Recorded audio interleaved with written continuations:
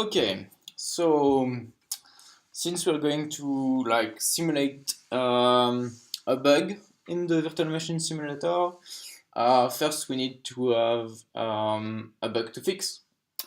So I found this method, which is like byte string as integer.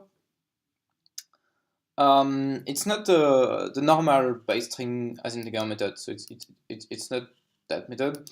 It's a method which has been optimized by the runtime optimizer, by the Sista runtime optimizer. So it's a pretty large method, since like many other method and closures have been inline inside it. So we can see that there is, I don't know, 87 literals, and if I check the bytecode size, I will get something like, yeah. So there is 2,400 bytecodes in that method, so much more than the original methods. And we could try to look at the inlining tree. So yeah. So here we can see like all the other methods that have been inline inside as integer. So first inline as sign integer, then fun first inside as sign integer, then size, and I mean, so there's like, I don't know, 150 method inline or something. So that optimized method by string as integer has proven to crash my benchmarks. So that's some kind of problem. So to reproduce the crash, I found this doit, which takes a small string, which is just 1, and when you execute like as integer, it's supposed to answer the small integer 1, but in that case, it crashes the VM. So let's just try to run it. And yeah, well, as expected, we have the virtual machine crash. Let's restart the image. Yeah. Okay. So one of the easiest way to debug a crash is to have your image crash at startup. So the problem is that virtual machine simulation is like pretty slow. So if the virtual machine crashes immediately after startup, you have to simulate only the startup sequence, and then you have your crash. So to do that, we're going to run this doit, which is like smalltalk snapshot true on quit true. So this like saves the image and quits it. And in the same doit, we're going to run the crashing sequences. And so the behavior will be that at the next startup, immediately after startup, the image will execute this doit and crash the VM.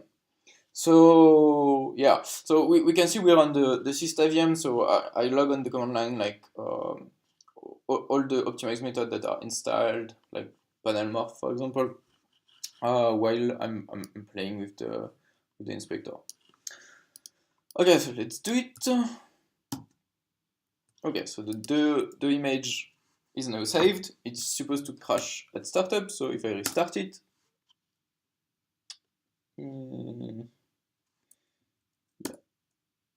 So yeah, well, okay.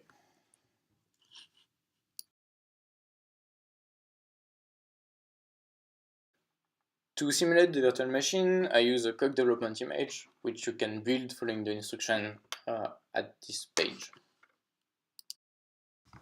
Let's simulate that image, that crashing image that we've just created.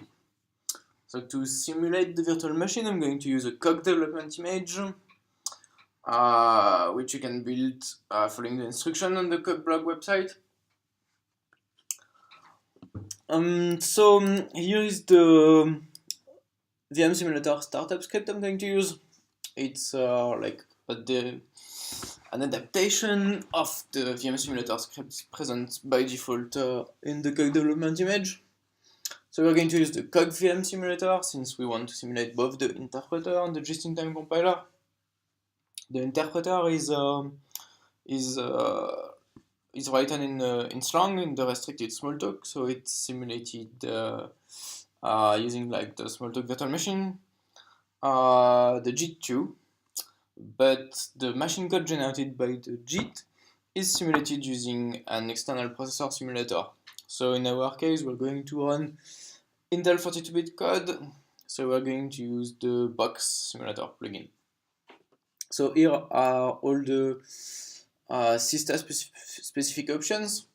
So we're going to start the simulator with the Sista JIT, which is a JIT which handles profiling counters to detect frequently used portion of code and to profile basic block usage. It also features all the extended bytecode instruction. We've got like the Sista VM setting for the Sista specific primitive.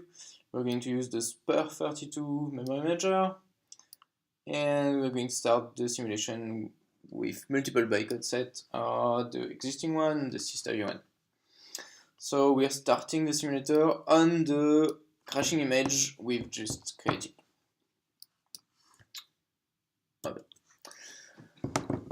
Starting up the simulator takes a little while, so especially for Faro images. So the reason for that is that it needs to emulate the whole heap, and in addition it needs to simulate the whole startup sequence, which can be huge, especially in Faro images. So here it's simulating the startup sequence of the Faro image. So in the logs you can see, like, let's say some specific special operation that happens. So like, for example, when we are looking for primitives, this is logged. So I'm currently using a MacBook Pro, and I decided not to skip this sequence so you can see how long it takes to start up the simulation of an image. Faro images are usually longer to start up, but it depends. So I've run some script in that specific image to disable part of the startup sequence. Maybe you can be more aggressive there, I don't know.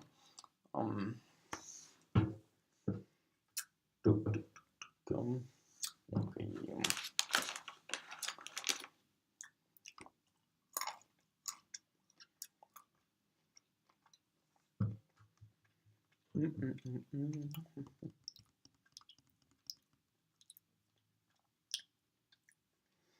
Yeah, especially like the startup sequence of Faro generates many objects, so we've got multiple scavenges, and scavenges take a while. So you need to see that we are simulating the virtual machine, but in addition, we're running lots of checks everywhere, so that's why it takes so long. So the simulation of the display started. So here we see the Faro image as we will see it on the normal VM. You can interact with it, but I mean, simulated morphic events are so slow that I usually don't do it. So I did put a halt in primitive execute method args_r, which is the primitive for with args execute method. So I know that right now we're about to simulate that specific line of code that will normally crashes the VM. So I'm going to save the image at this point. Save. We'll see why later. Save. So here I'm saving the image and the simulation of the image. So let's keep simulating, and oh, we've got an assertion failure. So so the VM is filled with assertions. Assertions ensures that like the VM state is in a specific state before doing specific operations. And it's very useful to track down bugs, because very often you have got like co-opted memory and you don't know where that comes from. So here we're in a method like storing the value pointer inside the field index in obj_up. And it looks like obj_up is not something the VM would expect to be. So let's look at what obj_up is. So this is the address of obj_up. So let's print the oop. So for the one who are not aware, like an oop is an object-oriented pointer. Yeah. So So normally when you print an OOP, the VM will tell you, oh, this is an object of this class and stuff like that. But here, this OOP is just like a random pointer inside new space. So, I mean, the VM can't tell us what it is because it's not an object, it's not a stack frame, it's just a random pointer inside new space. So obviously, if we're trying to store a value inside an object at that pointer, I mean, it's going to corrupt memory somehow because we're just storing a value like in a random address. So let's look at the external stack frame.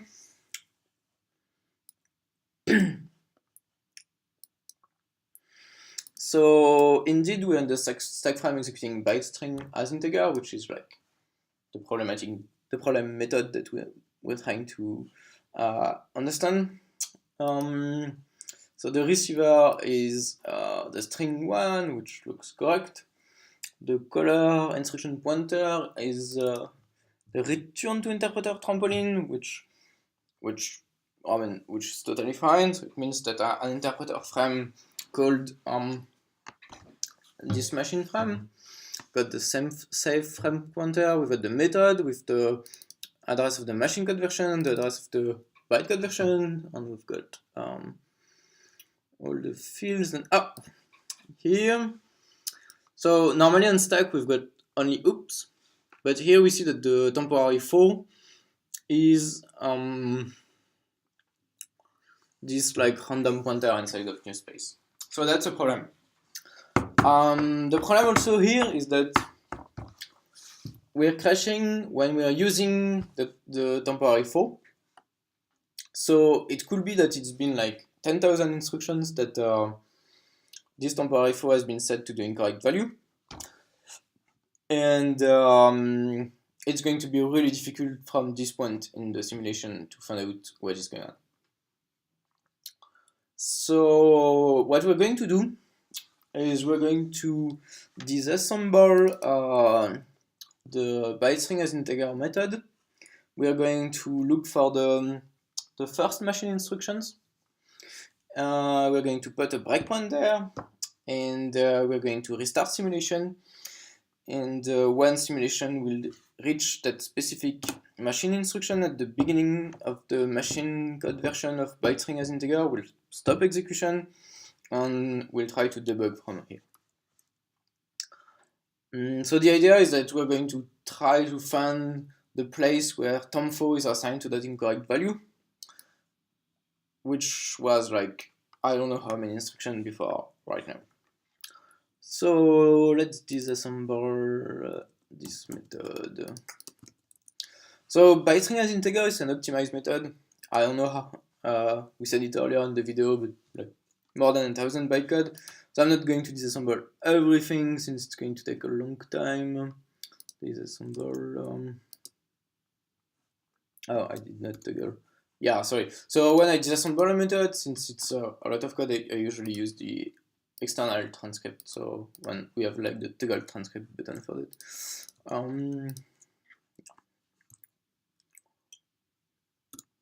Okay, that's enough. So here we have the header in the machine code zone for that machine code method. So it includes information such as a pointer towards the bytecode version of the method. It includes information such as if the machine code refers to a young object, like through, I mean, inside the machine code we can have direct pointers to literals, and depending on the processor used, and an Intel 32-bit it's the case. We've got the pointers toward the memory location where the profiling counters are stored and stuff like that. So here we have the first entry point, which is used by monomorphic inline cache, and here is the code. Well, there's a back jump, so here is the code that deals with type checking and stuff. And then we've got the no check entry, which is used by polymorphic inline cache and directly start executing the method. So the method starts with by building a stack frame. and that's the code that builds the stack frame. So we are setting like the base pointer, we are pushing things on stack to make room for all the temporary variables. We are doing this interrupt check, and we're also checking if we are like moving, if we are overflowing first we're also checking for stack overflows. Then we prefetch the memo allocation for the profiling counters, and yeah, and that's the beginning of the machine conversion. So let's remember this instruction. So yeah. Okay, so now let's restart simulation. So we could restart the entire simulation, but since we've seen that it takes like 1 minute to start up that image, I'm just going to restart the image when I saved it. So quit. I've restarted the image, and we are again at this point in simulation where we are about to execute the primitive execute method array, and so we're about to crash the VM with that statement. So now we're going to set a break PC, which is like the PC we've just remembered. So this is the PC at the beginning of the machine code version of by string as integer, which is not yet JITed because we've not yet executed it. So let's resume execution. And what do we have? Halt machine code generation at in generate instruction. So what's happening here is that the JIT is compiling a method. We can check which method here, which is the method object method. So what is it? Print up. Yeah. So the JIT is JITting the method by string as integer, which is the method we are interested in, which we were about to execute.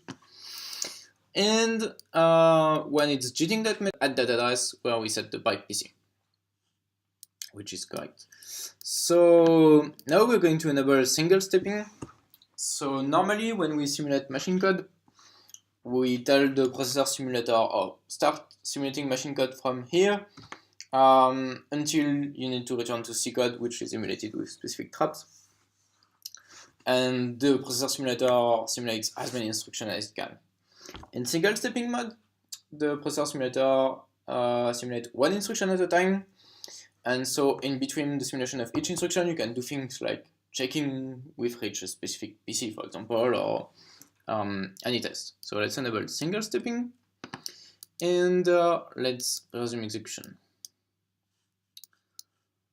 So now we have halt machine code breakpoint at that address in simulate code at.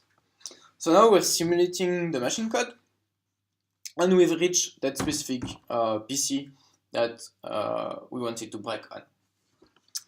So let's look at the stack frame. So we're indeed executing the method by string as integer, and I mean, this is the beginning of the execution of the method, so all the temporary variables are set to nil. So we had a problem with temp4 because at some point during the execution of that method, that temporary variable was set to an invalid pointer, a random pointer inside new space. So what we're going to do is we're going to resume the simulation, but we want to stop execution once we reach the instruction that corrupts temp4. So what we're going to do for that is that we are going to disable our breakpoint on the PC.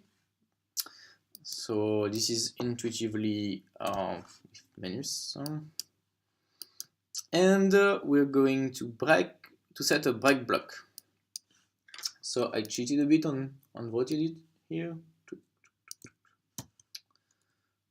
Okay, so what are we doing here? So here we're reading the temporary foo at the frame pointer location, which is like that temporary field. And we are asking the object memory, can the address read be an object-oriented pointer? And if it's not the case, we want to break.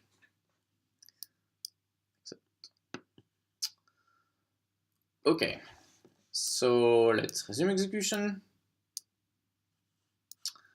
So now we've got a new machine code breakpoint at a new machine code PC, and this is the first instruction where Tom4 is corrupted. So let's check the stack frame again, and we see that indeed, like, the temporary 4 is corrupted with random address. And yeah, we're at this machine code PC. So to try to understand what's going on, I'm going to disassemble the whole method. So it's going to take quite a while since this optimized method is huge, but it's okay. Disassemble. Okay.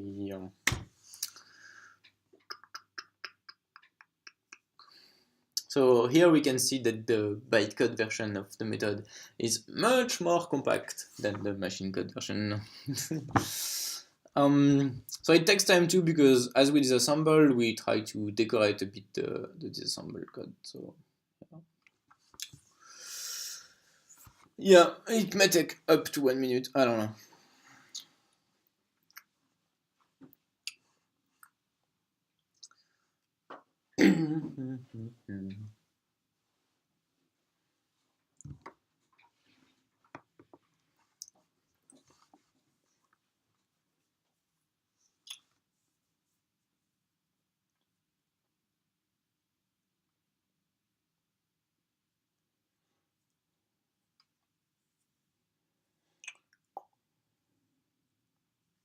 Okay.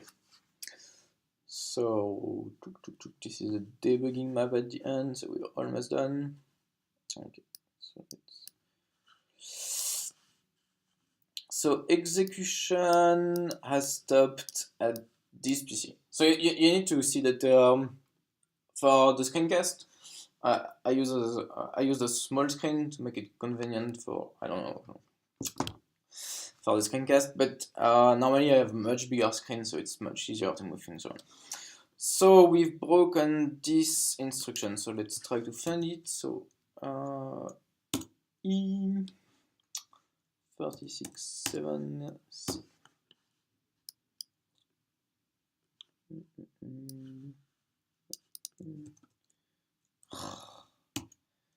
E367C. Okay. Okay.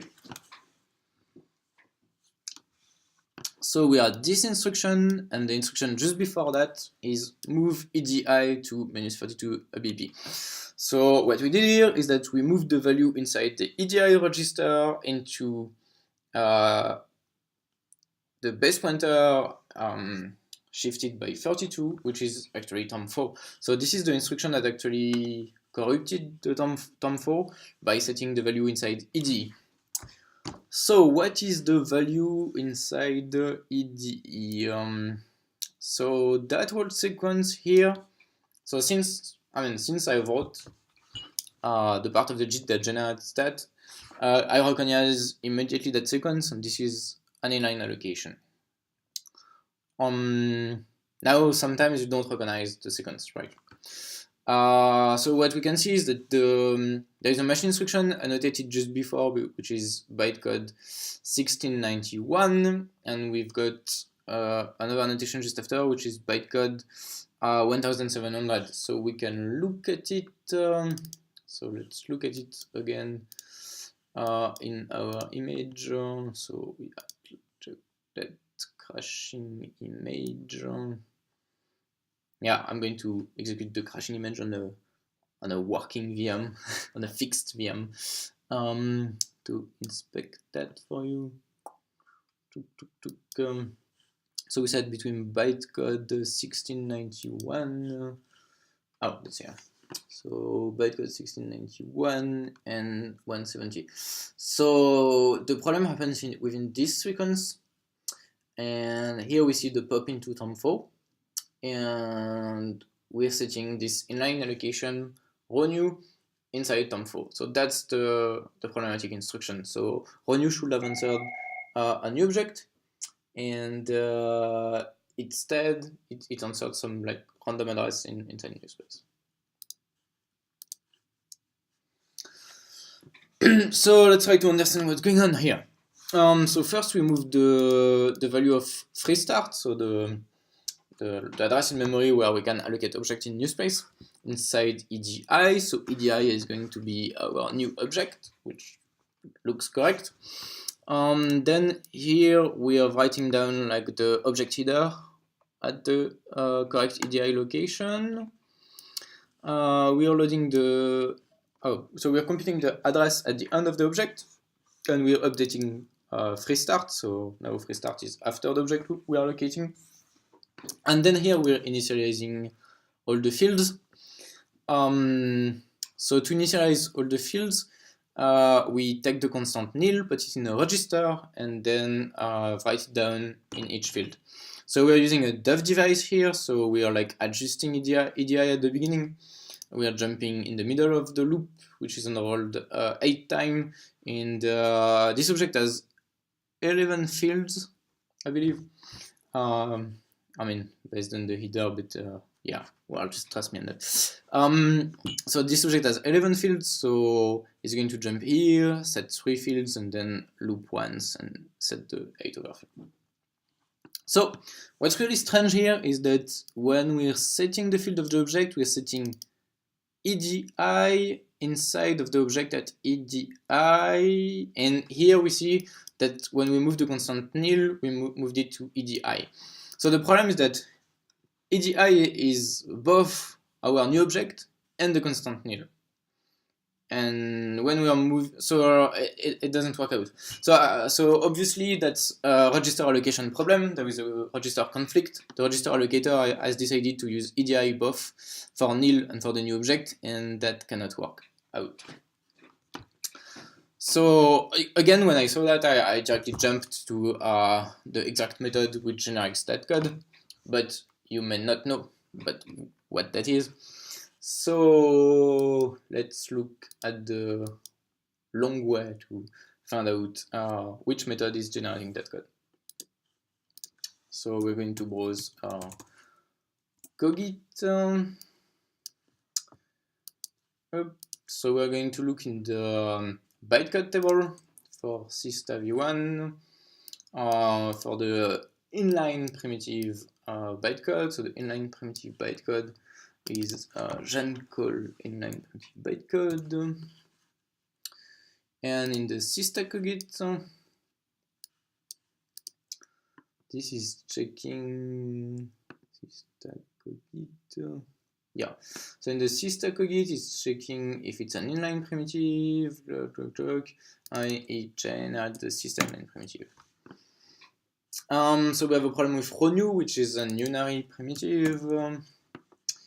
In the Sista Cogit, yeah, so row_new is 1011, so generate a new primitive.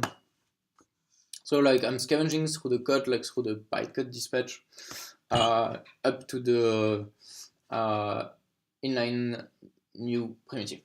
So this is what the JIT generates, the template that the JIT uses to generate the code for the row_new primitive. So I mean, I don't know, some people like to talk about templates, but I don't really like it because the templates depends on what's currently present on the simulated stack and the current state of registers, like if they're used somewhere or not. So they're like very dynamic templates. So yeah, well. So to generate the location, the allocation, we're going to need to use the memory representation of the object. So we ask the object representation, which is the part in the JIT which abstracts away from the memory representation of object.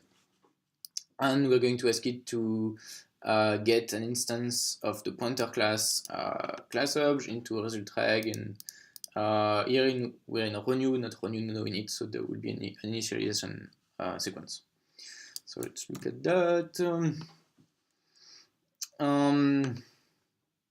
So this is the code that generates like the beginning of the sequence, which is instantiating the object from free start, setting the header, and if we need to initialize the instance, which is the case, we're going to call that method genStoreValue. Inside it, we see that if we have less than, okay, so that method is storing the value, so in our case, nil, inside the new instance from field 1 to num slot. So here we have 11 slots, so we will going to initialize all the 11 slots of destrag, which is the new instance, with the value nil. If we have less than 8 slots, we just fully unroll the loop and we generate like up to 8 instructions, so like that part. But here we have 11 threads, so we're going to use the dev device path, which is implemented here. And here we see, everyone could see that there is a problem here.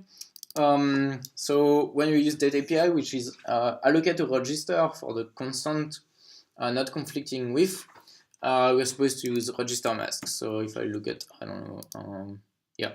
So if I look here, like destrag is allocate register not conflicting with, and the register mask for topreg.